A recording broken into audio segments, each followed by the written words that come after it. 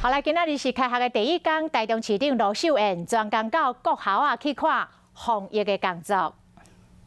开学啊，囡仔爱册包挂嘴烟入去学校，除了有老师伫现场迎接，台中市长罗秀燕嘛伫门口下面拍招呼。我们今天有特别来宾哦，跟市长妈妈问好。市长妈妈问好。好有礼貌。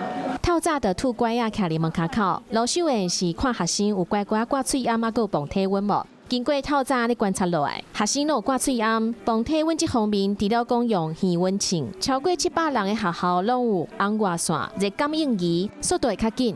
有了这些器材以后呢，对孩子们上下学它本身的这个温度的测量哈，那快速有效的很多。另外，市政府嘛拨2000多万来补助学校去买防疫的物资，或者是消毒的设备。教育局嘛提醒，根据中央的规定，学生下课了要去补习班，或者是课后的照顾中心，嘛是爱继续挂嘴烟，减少感染的风险。